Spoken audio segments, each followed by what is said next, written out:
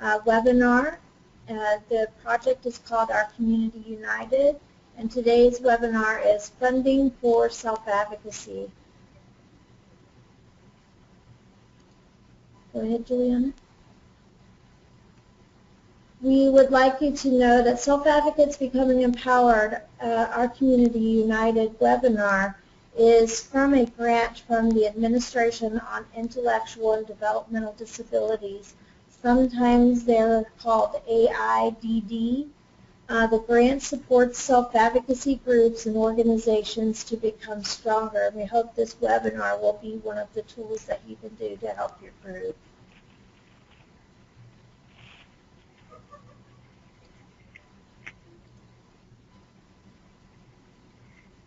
All right, Katie, you're next.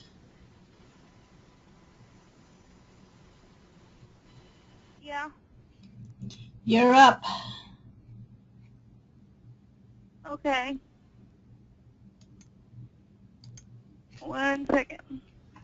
The purpose of today's webinar is to provide an activity to increase your members' abilities to help with outreach and fundraising. Also to increase your understanding of the different kinds of funding and fundraising. How to work with your organization to make funding and fundraising plans.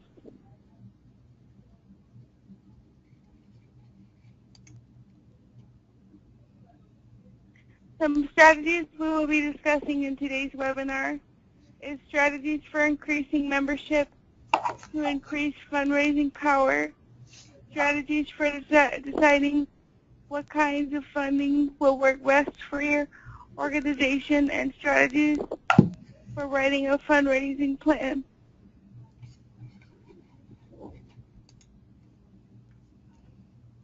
All right, we now have George. Hello, can you hear me? Yes. Okay. All right. So I don't know if I can control this thing. All right. All right. Oh, we're doing elevator speech first. Yes. Okay. So whenever you're going to do funding, you have to talk about your organization. And oftentimes, you know, we have a lot to say because there's a lot of things that we think are important. But whenever you're talking to somebody new, and especially if you're talking to somebody that might want to fund what you do, they don't have a lot of time, and you don't want to be boring, and you don't want to, you know, turn them away from your organization. So you have to do what we call an elevator speech.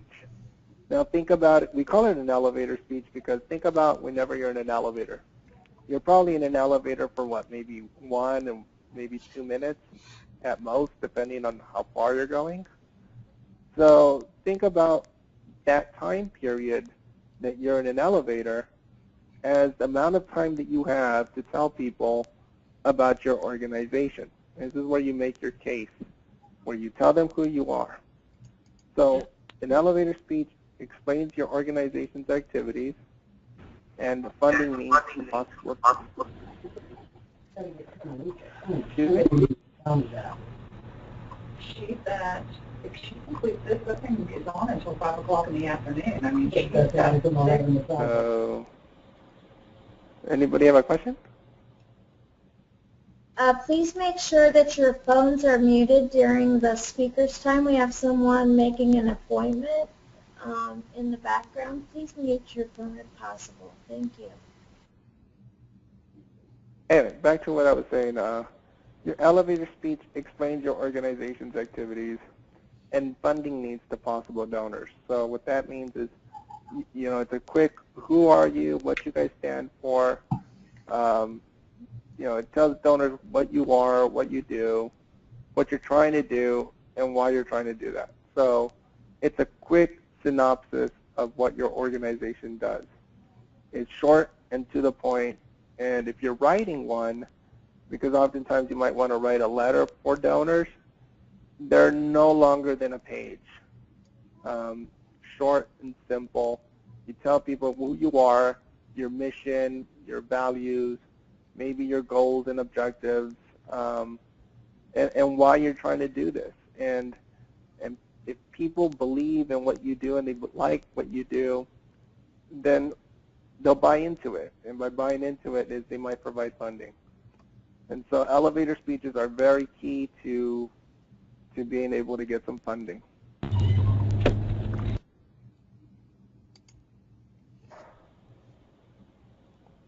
All right, George, fundraising strategies. All right, so now that we've talked about elevator speeches, is that now we have to think about strategies.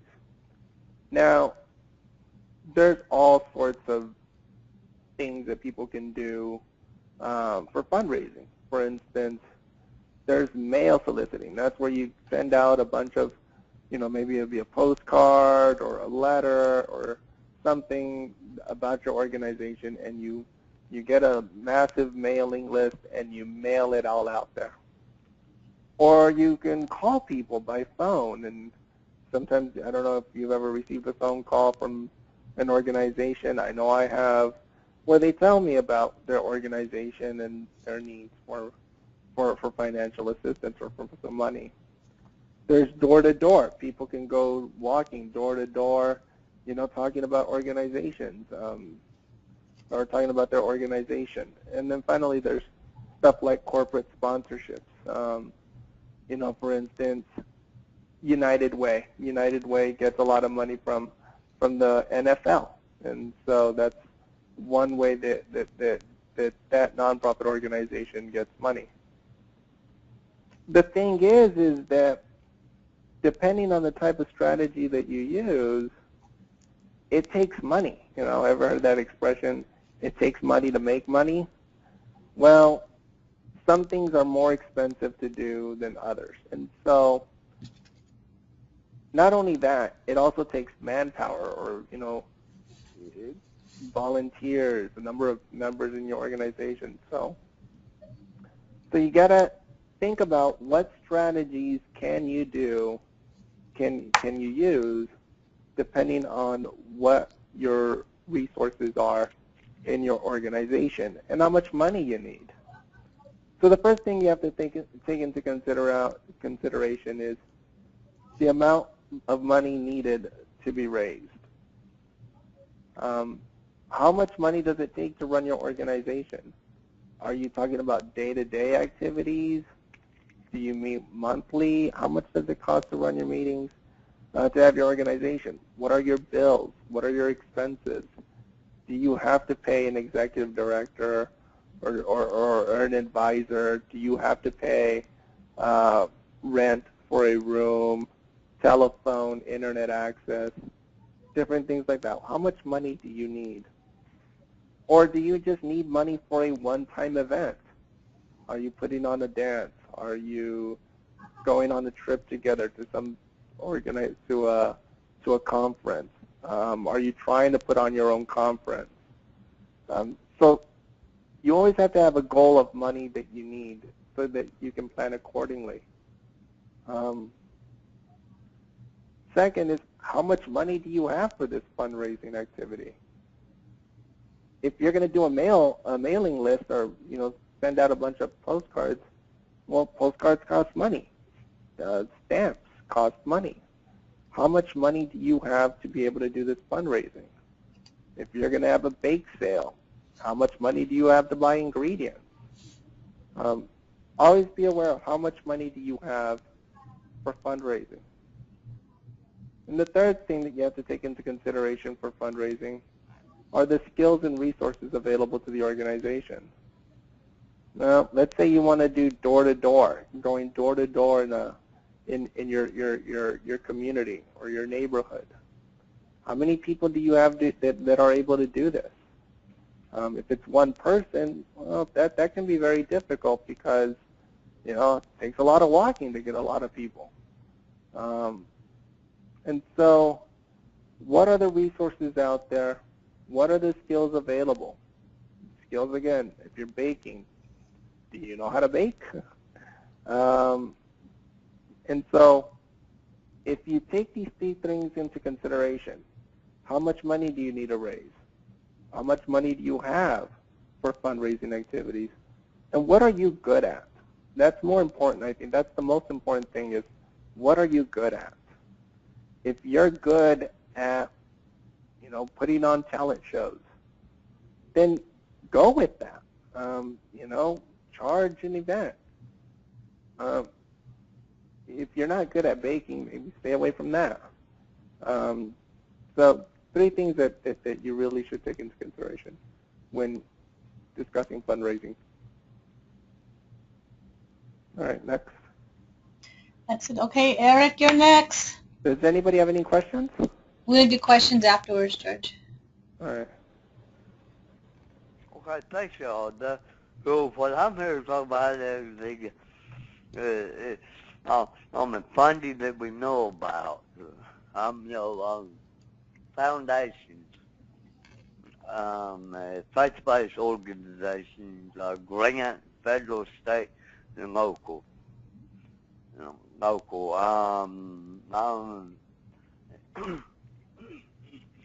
Foundation. I've started several years ago my own nonprofit to raise money for our research.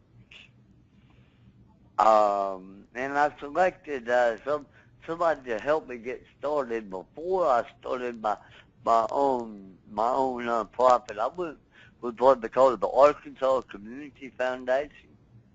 Does anybody know about the Arkansas Community Foundation? They're a great resource to help you start raising funds. But yeah, that's really not what we need to hear.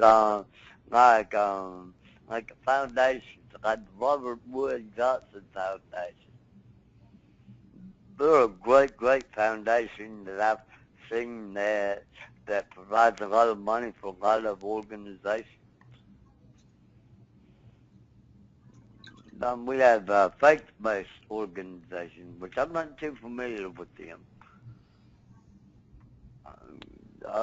Grants, like federal, state, and local. Our federal government gives a lot of money, a lot of grants.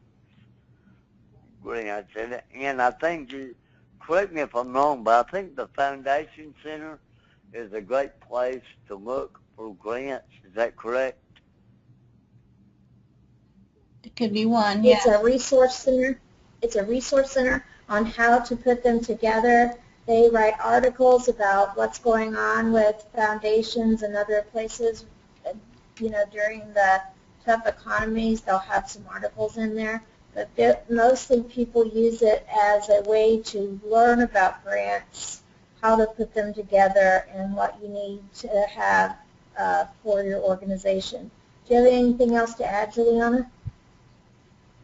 For foundations, no, but you have some thoughts on faith-based organizations, right, Teresa? Well, faith-based organizations, there are all kinds of organizations that are based out of, for example, the Catholic Charities or the different religions or groups that they follow. The Mormon faith has quite a bit of monies that they give. They also volunteer a lot. So they're a great example of how volunteerism is set up. So you have different things that you can learn from faith-based organizations. There are the Baptist charities. So it is good to check in with your church and or faith-based organization to see if they do offer grants or have a foundation so that you can connect to them. They love to give to the people who participate. So it's really easy for people to make that connection because you are the ones that are giving, and what they do is what you give, they turn around and help a lot of people, not just your organization, but they help a lot of other community organizations like nonprofits. Well, one other thing I found too, that some self-advocacy organizations, I guess, has to have someone to manage their grant for them. but that also can also lead into other things. The organization that manages their grant will also help provide computers and some funding. Just for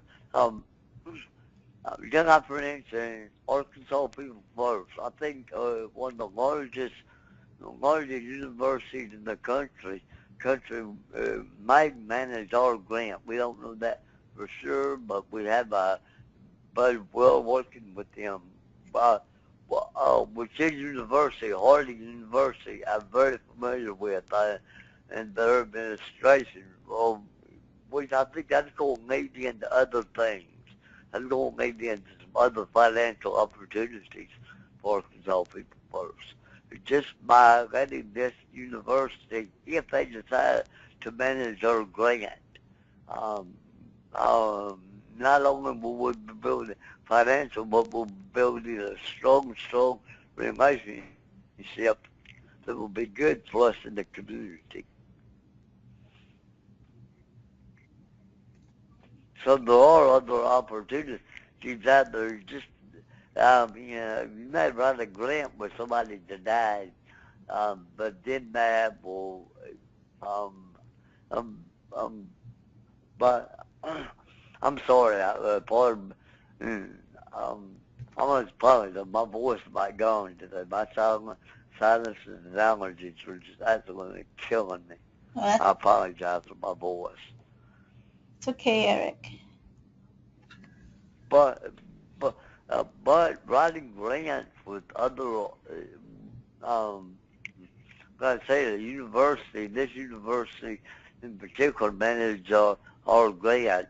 I can see that leads into other things. So just because you write a grant somewhere, that leads into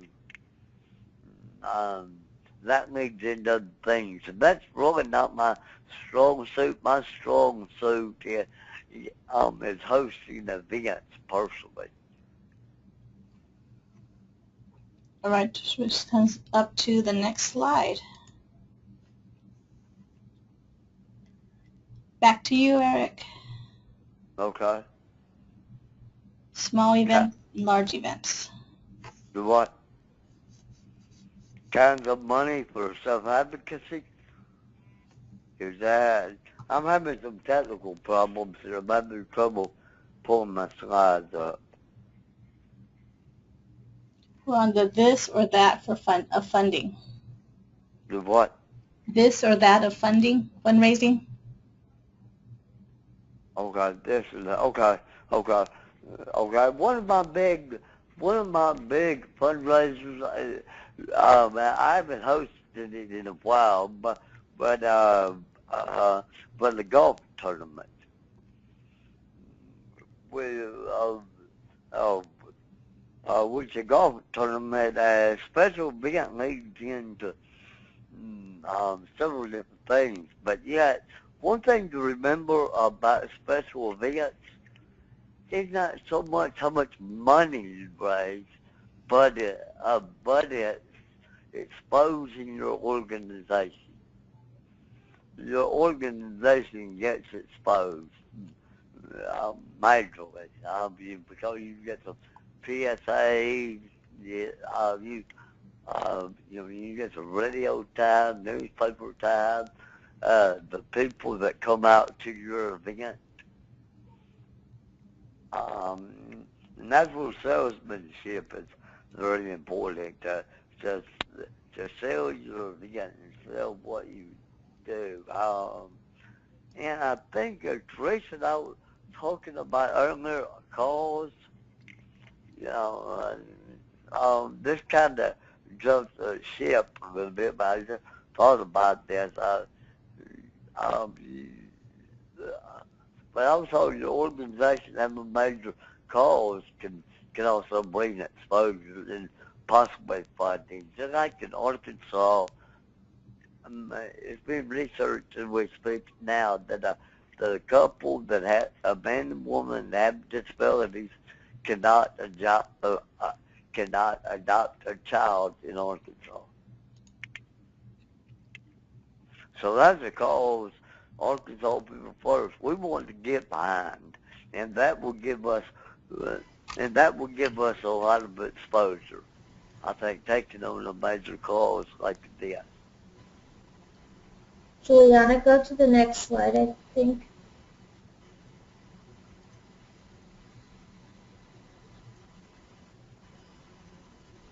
So Eric, the slide that we're on right now is the newest kinds of money. Yes. And having self-advocates get paid. You want to talk about MOU? Yes. Yeah. We have People First. We contracted, I guess, a memorandum of understanding with our Developmental Disability Service in Arkansas. For our members, we train providers, and the providers pays us to do this, which is a great way once again for us to get our organization message out there, training providers, but self-advocates getting paid.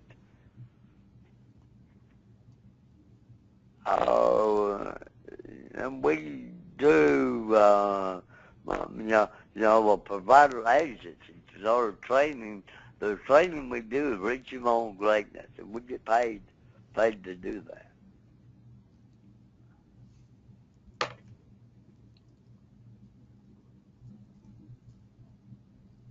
And we have and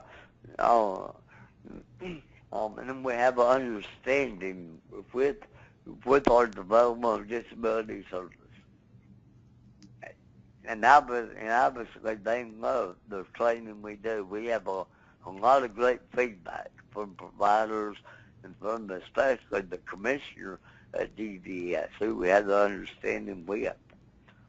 Making those people happy. Making those people happy is so very important. Because without their blessing, then the understanding will just disappear.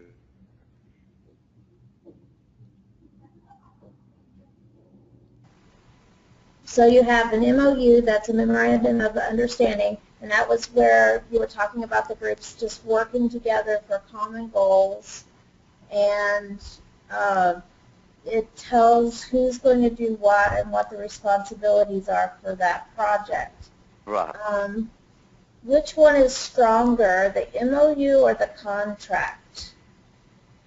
I think the MOU, because sometimes the contract can be pretty tricky because something, one party or the other might not fulfill their contract, and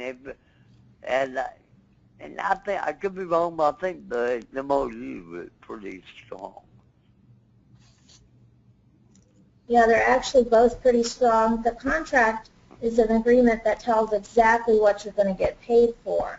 Right. So that one is going to help the self-advocates know what they're promising to do, and if they don't do it, they could be breaking the contract.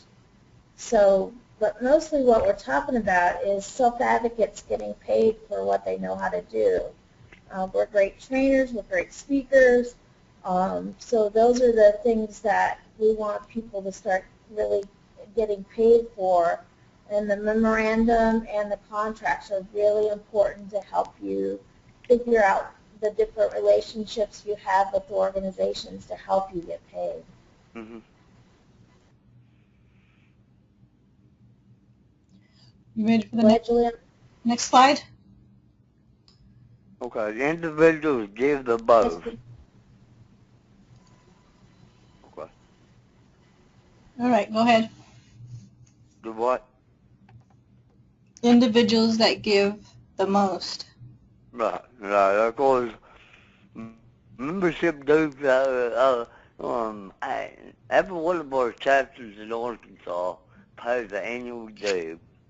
Of course, we have professional membership dues, and even if we have a chapter dues, we have individual dues. If you don't belong to a chapter, but and you are an individual with a disability, you want to become a member, then then we have dues for that. We have a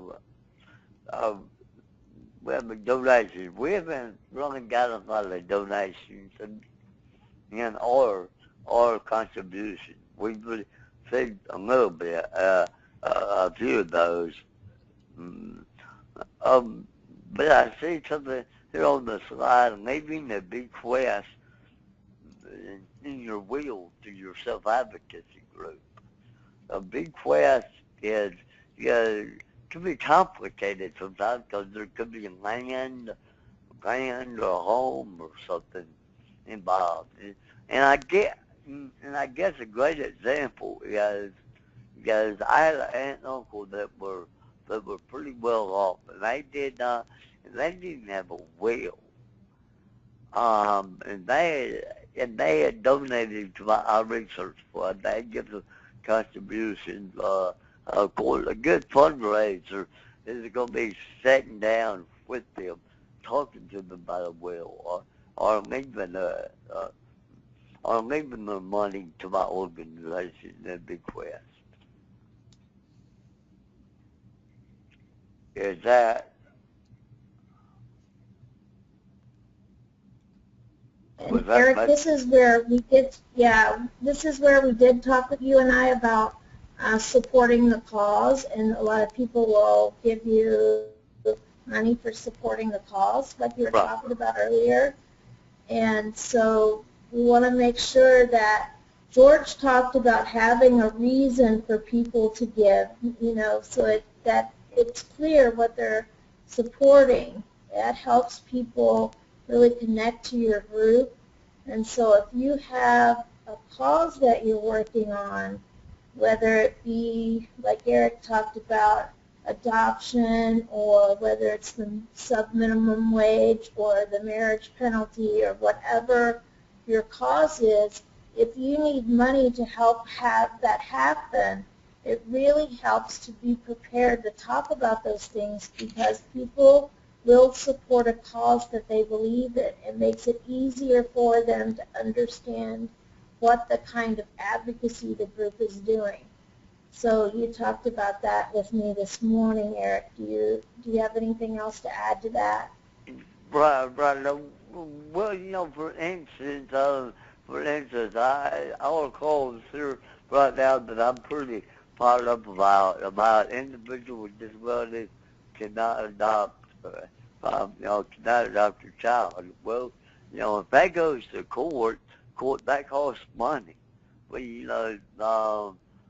then hopefully somebody will step forward and say, here, we believe in what y'all are doing here, we want to help with the financial expense of what this project, of what this cause will cost, whether it be attorney fees or court fees or whatever.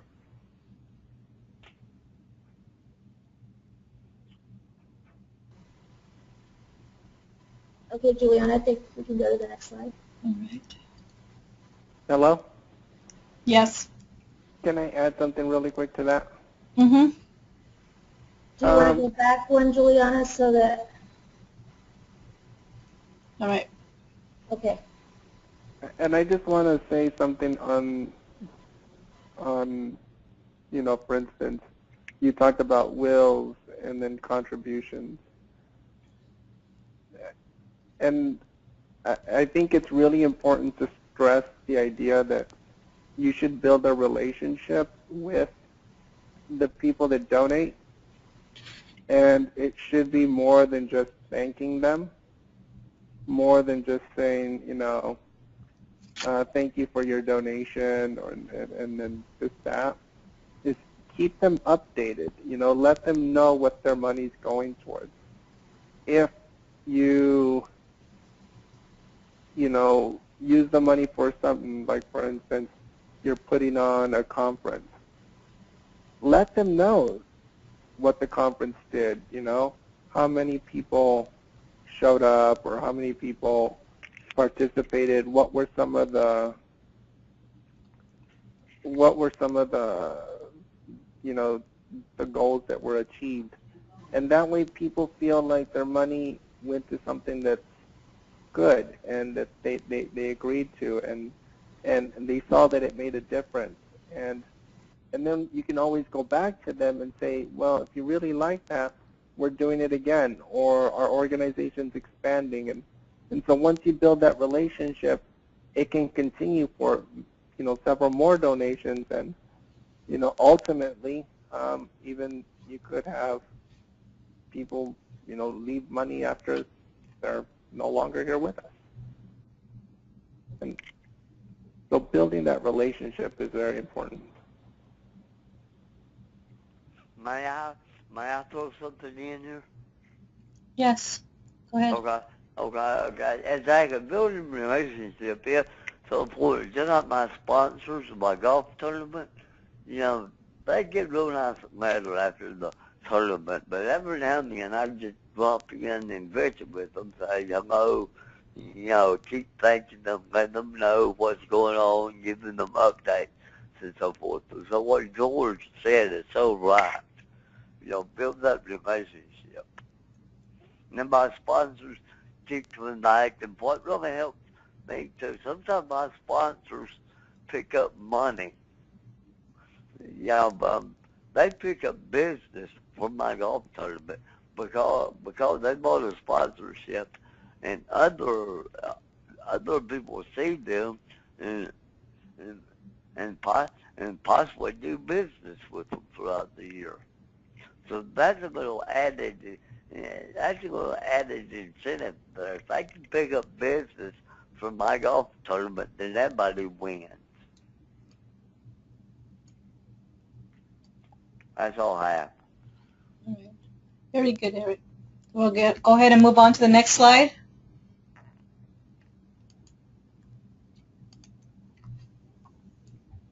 Okay, what we can do about this, correct?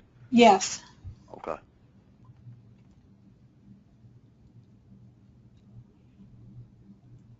Am I still presenting? I believe so. Okay. Yes, Eric. Okay, well, it says, what can we do about this? Said no one talked to me about the group. Always take that opportunity. Wherever I'm at, if I'm in Walmart and I see somebody that that I make a attempt to introduce myself and invite them to our meeting and talk about the group. That's where the elevator speech comes in with. Which I'm not real good at that. I'm practicing it.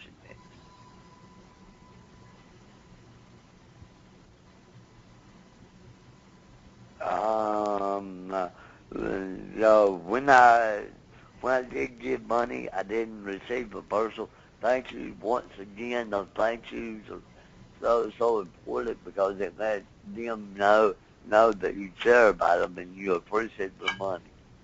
And or not only, sometimes people don't give you money, but they give them time for your event. And that means just as much as money sometimes, because if they give their time, that means they care about your organization, which could lead into money.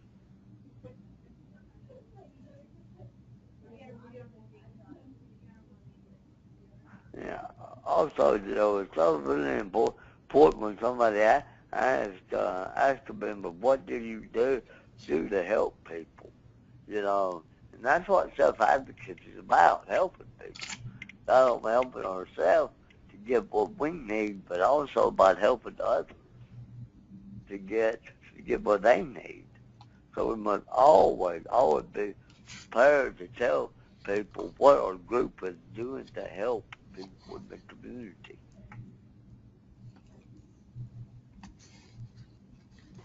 And this is, Teresa, I think that one of the things that you can do with this slide is ask the group, what can we do about this? And this is to help us remember that we need our elevator speeches ready all the time.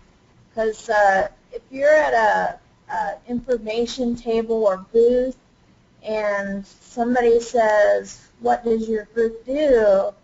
Or, they just hand you a brochure and you just that person keeps walking, you just lost an opportunity to tell them what the group is all about and maybe lose a potential supporter or funder.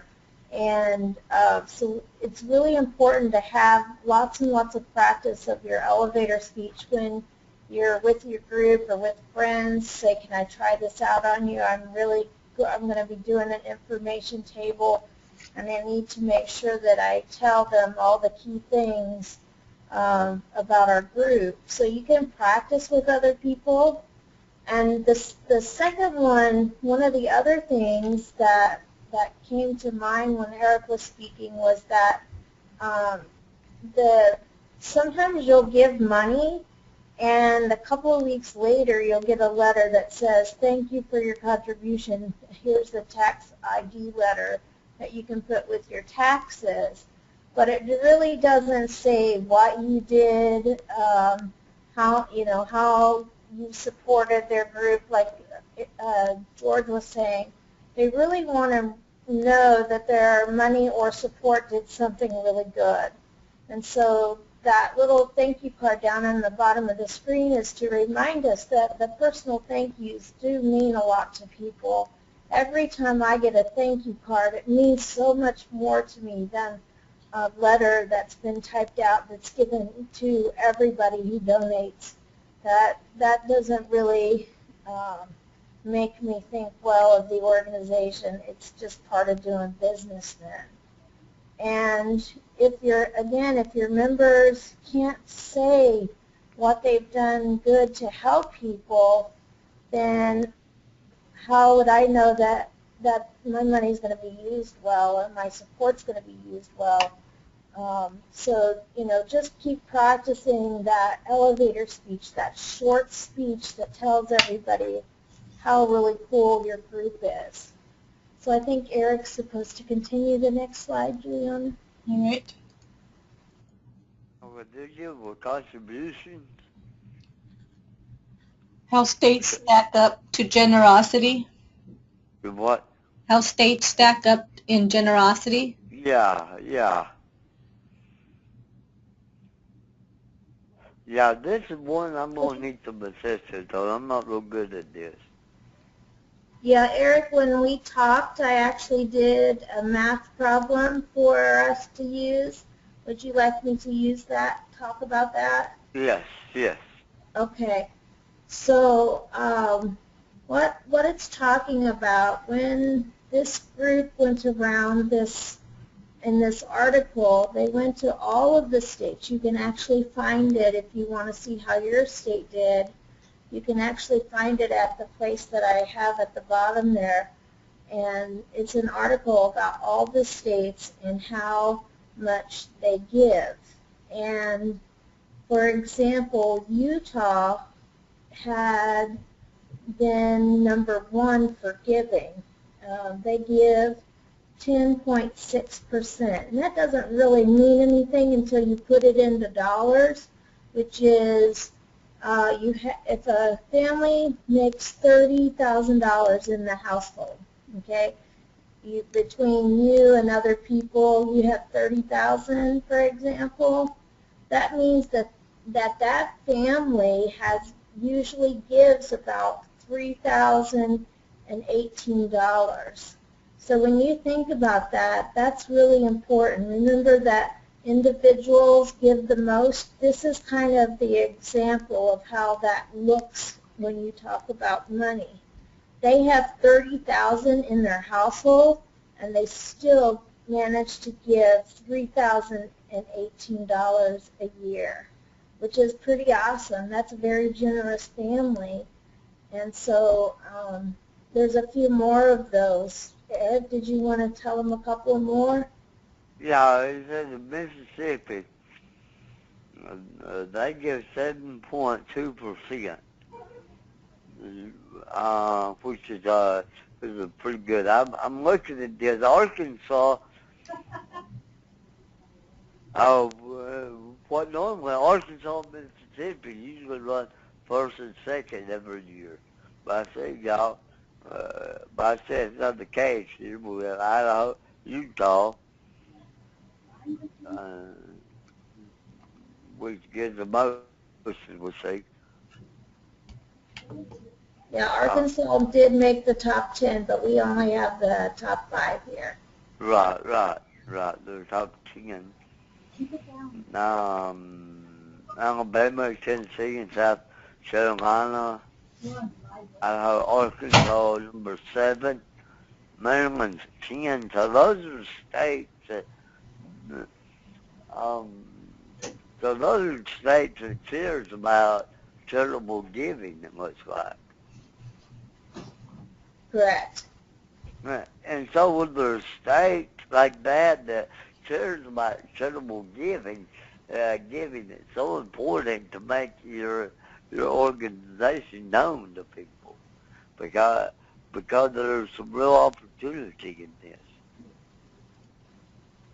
Yeah, so even the states that sometimes are thought to be very poor, they have a lot of giving. People are very generous and have kindness and want to support the nonprofits in their community. So even if you think, well, my state doesn't, it's not a really wealthy state, it's actually surprised me that Mississippi was second in the giving.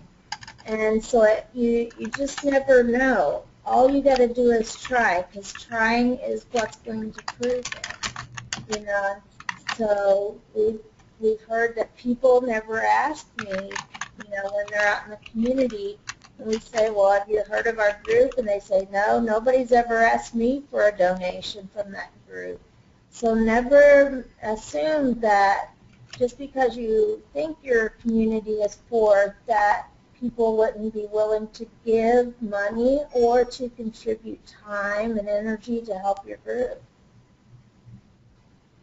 Can I throw something in here? Sure. Okay. I go to a lot of conferences on philanthropy and stuff. And a lot of boards require their board members, even donate. Which in the self-advocacy field that might be kind of hard, because we self-advocates, we don't have a lot of extra money to give out of our pocket. We can give other ways, but I was in a conference one time, and this gentleman, he said somebody walked up to me for a contribution, and I asked the person, I said, you care enough about your organization to contribute yourself? And they said, no, we don't contribute money. We're a board member, we don't contribute money. And that gentleman said, when you share enough to give money out of your own pocket, come back and see me. Yeah, because if you're asking for people to give and you don't give yourself, most of us have a hard time lying, like, how much did you give last year to the group? And, if you didn't give anything at all, you can say, well, I volunteered, 30 hours a month to the projects that we do, because cash is not easy for me to donate, but I also do pay my membership dues. So sometimes we have to remember that volunteerism has value. So if somebody asks, well, how much do you give to your group? I don't know how much to give. Then you can talk about your volunteerism and that you pay your membership dues. Because if you say you don't give, they're probably not going to give to you. It makes it harder for them to say, well, if you don't give, why should I give? And right. So we want to be able to talk about how much we volunteer. So help your members figure out how much they actually do volunteer, and that they can talk about their membership dues when somebody's getting ready to write you a check. Make sure that you have a value to your time. You can give dollars or you can give time, and that's what we mostly give when we think about our groups. So help members figure out what the value of that is, so that when you talk to people, they're not caught off guard on what they should say to that question, because they, just like Eric was talking about, most of the larger organizations, they, collect from their board members, and not just membership dues. They will ask them to support whatever's going on. And so just keep that in mind.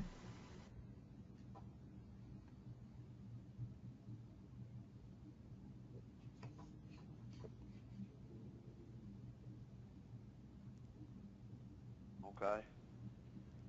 Any more on this? Juliana? Is this it for this slide? No. Yes.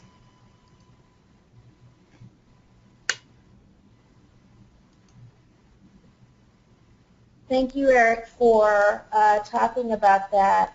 Well, before we move into the Resource Center and remind you what our Community United is all about, is there any other questions for our presenters before we move on? I'm putting everybody on, so if you have any questions.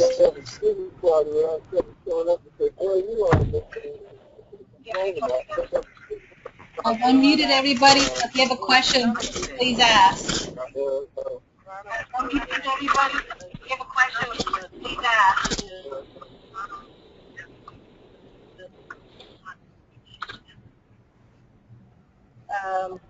Okay.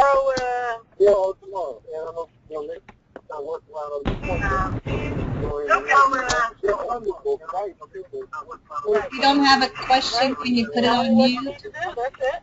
Right. You don't have a question, you don't need for the rest of your life. You're going to keep you healthy for the rest of your life.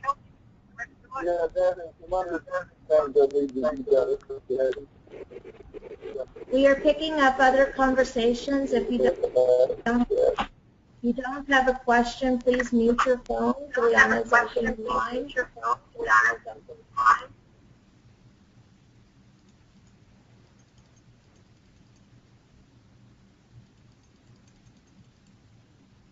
George, are you still there?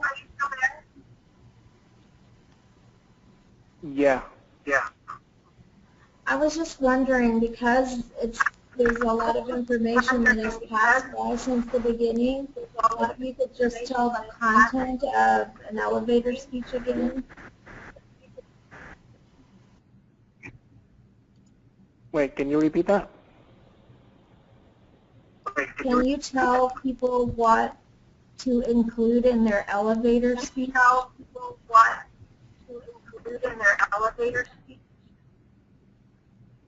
Oh, yeah, sure.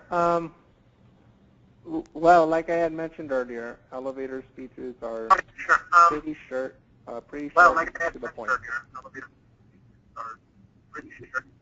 And so things that you might want to include in there are, who you are, what your mission statement is, what are some of your goals, why do you exist, and if you're asking for support, that's when you say something towards the end of your speech.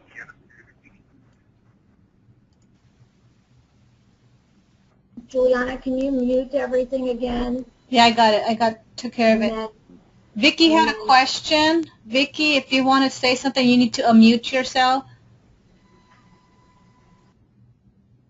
Okay, go ahead, Vicky. No, you just muted. Do you have a question, Vicky? There you go. You just unmuted yourself again.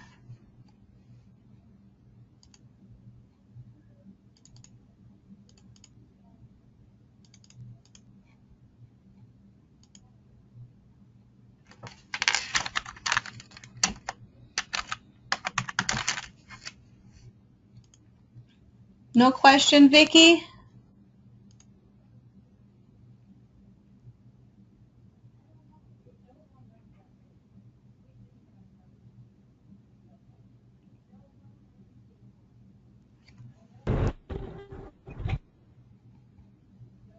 And She's probably there. We just can't hear her. yeah. So anyway, and probably we'll, we may be able to bring it up at the next board meeting, so that everybody understands what goes on. And then we also just really need to actually go to work. All right, I guess no questions.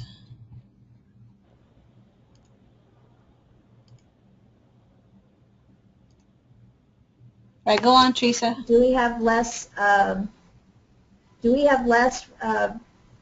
The double speak that was going on now? Because I could not tell what George was saying. I was wondering if he'd be willing to try one more time. Yeah, try it again, George. I fixed it. I found the culprit. Okay. All right. Back to what I was saying about elevator speeches. Remember, the elevator speeches are short and to the point. Stick to the details. Stick to the facts. Things that you want to cover in an elevator speech is, who are you? What do you believe in? What are your goals? What's your mission? You want to talk about why you believe in this. Why is this important? Why should they care? If that makes any sense. And then in the end, you want to close it by saying how they can get involved, or if you're looking for funding, how they can contribute to the cause. So they don't have to be too difficult. It can be something as simple as saying, hi, my name is George Garcia. Did you know that there are over 50 million people with disabilities in the United States, and many of them are unemployed? I represent the Youth Action Council of Arizona. We're a small youth group with youth with disabilities that focuses on transition issues as they affect youth as they transition into adulthood, whether it be in education or employment or health or employment. We currently work with youth here in Maricopa County, and we're expanding throughout Arizona, and we'd really like for you guys to be part of this. Right now, we're working on our transition conference with the Department of Education, and we'd like your support. And that's as simple as it gets.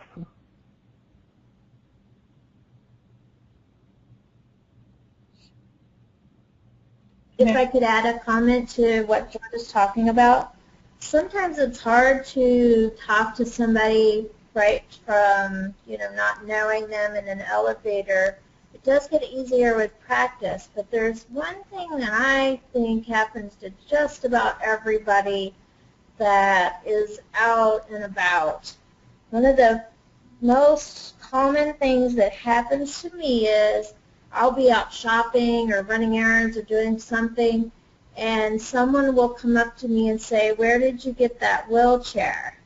Or where did you get your van with a lift? And that's a perfect opportunity to throw out my elevator speech and draw upon the practice that I've done. Yeah, I'm part of a group, and we help people talk about where they can get accessible equipment, and the place that I get it is. And if you need help, we meet monthly, and we talk about all the different things that people need support on at my People First group. And if you would like to come, we meet on the last Saturday of the month, and you are always welcome to come. We have a lot of fun, but we also talk about the things that you're curious about. And if I don't know the answer, somebody in the room will.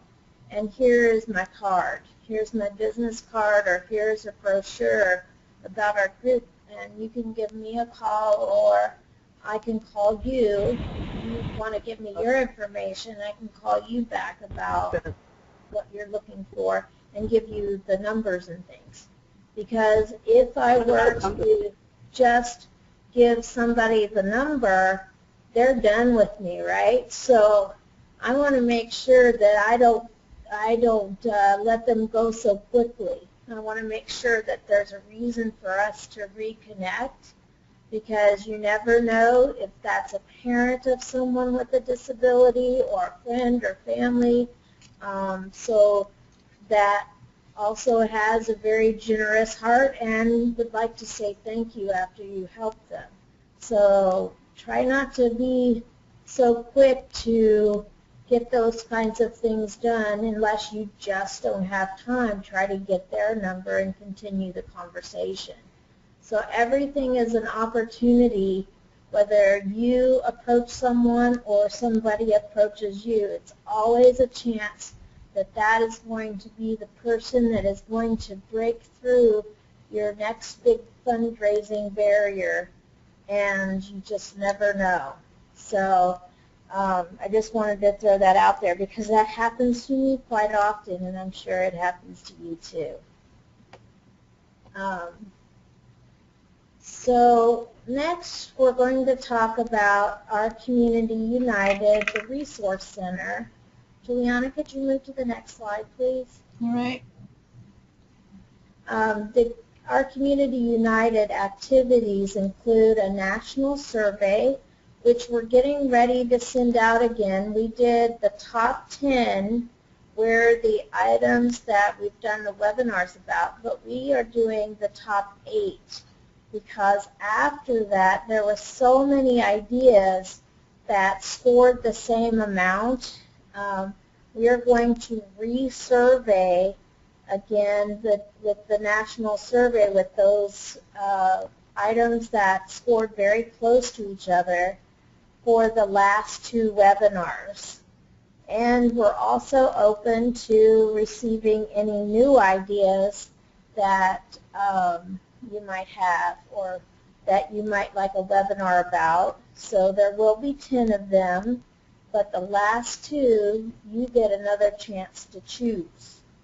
Also, this resource center that I'm getting ready to talk about is a place where people are going to be able to go and find user-friendly resources, whether you have a group or a nonprofit. We're hoping that we can have good resources for you to use. Go ahead, Juliana.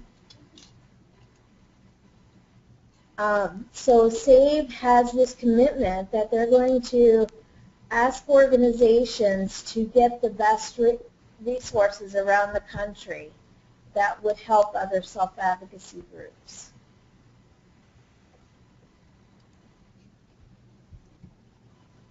Go ahead, Juliana. Yeah, I did.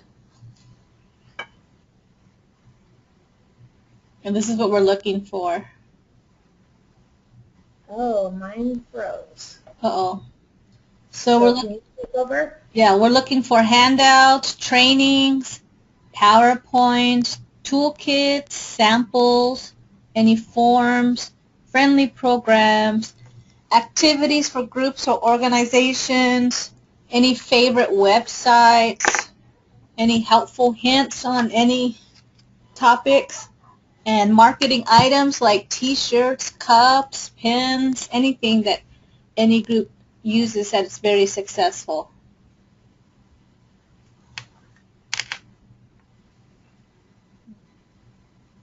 Are you still frozen, Teresa?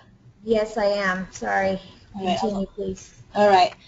And some topic ideas that we're looking for are the purpose, values, and mission statements that you can create, budget forms that are easy for self-advocates to use, again, favorite programs that everybody seems to enjoy, including agenda samples, trying different formats and making it user-friendly, planning and strategizing, understanding nonprofit status, social networking like Facebook, Twitter, any other social locations, maybe yakit.org.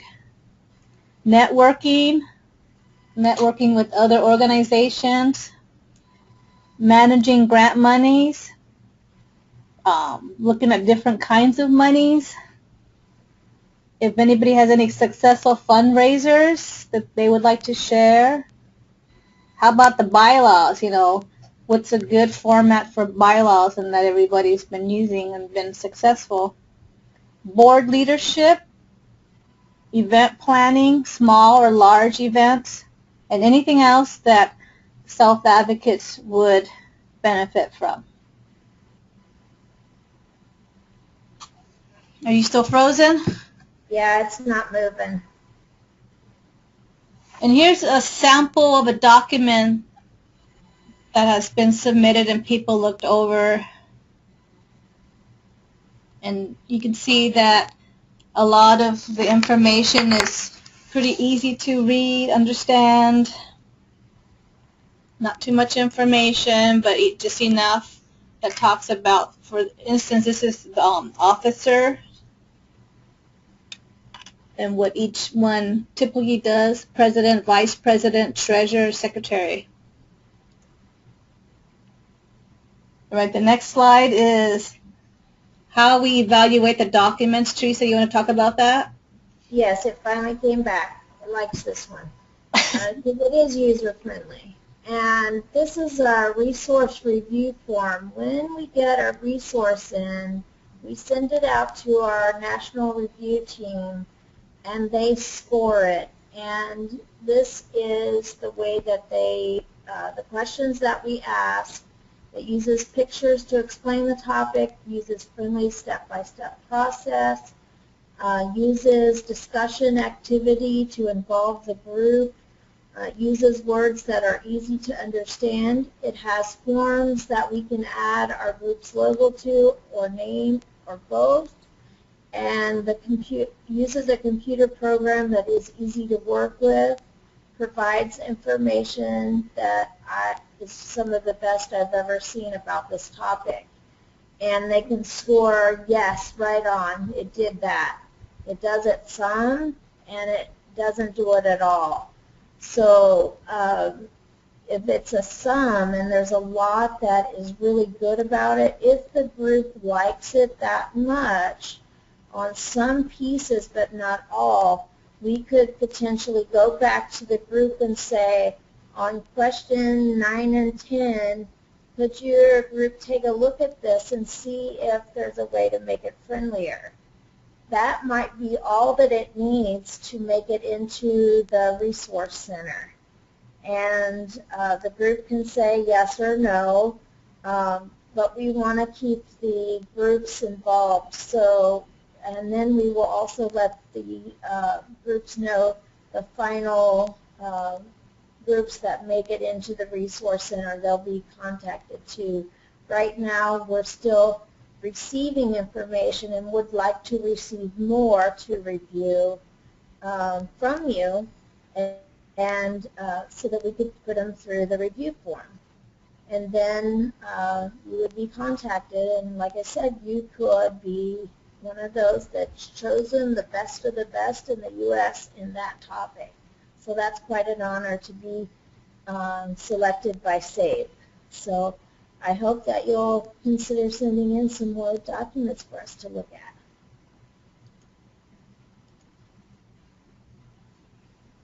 And that resource center will be located on the SaveUSA.org website. It is not up yet because we're still reviewing, but we just wanted you to know that it will be coming, and we look forward to having everyone come on the site and check out what we have once we get everything working correctly. It needs to be friendly or we're not going to do it. So our community proposed webinar schedule, our Community United proposed webinar schedule is the last slide that we have. The next one that is coming up is on September the 9th, and it's called Creating Strategic Plan or Business Plan. And you can use either one of those words, because strategic can be kind of tricky to say, but that is what they are called by all those fancy businesses out there that have them. So we want to be able to have one of those put together for you and have you know exactly what it means, the different parts of it, and we look forward to having everyone join us again. I'm going to throw this back to Juliana for any last potential questions. All right, if anybody has any questions, please ask. I shall unmute everybody.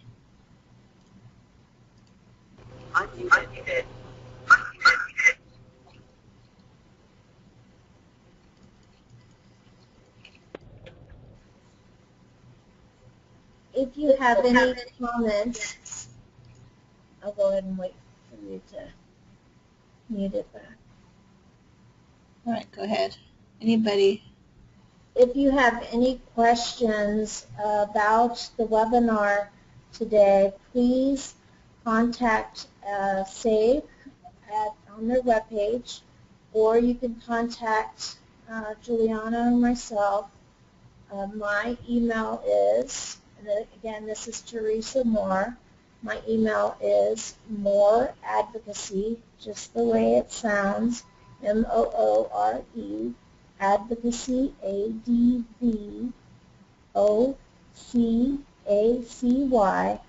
at hotmail.com, and we'd be happy to answer any of your questions in case you're a little webinar shy about, because it's not always a perfect sounding to ask your question there. I'd be happy to talk with you, and I appreciate everyone that has written in questions. They do get used to improve our webinars, so I appreciate that very much. Send just one more opportunity for questions. Do you have any, Juliana? I don't have any questions. I believe that this is the last slide, correct? Yes. Okay. There is the schedule. Periodically, they do change every once in a while. So do check with the SAVE webpage. I believe that it is up there also. Oops, and I see a little typo, which means that, hey, we're all slightly imperfect, but that's okay. But we will be here the next time, September the 9th, to talk about strategic planning or business plans. And we hope that you will come and join us again and have lots and lots of questions for us. I'd like to thank all of our presenters today and Juliana for helping us today. Thank you all for attending. It does mean a lot to us to have you on, and I appreciate your time. Thank you so much, and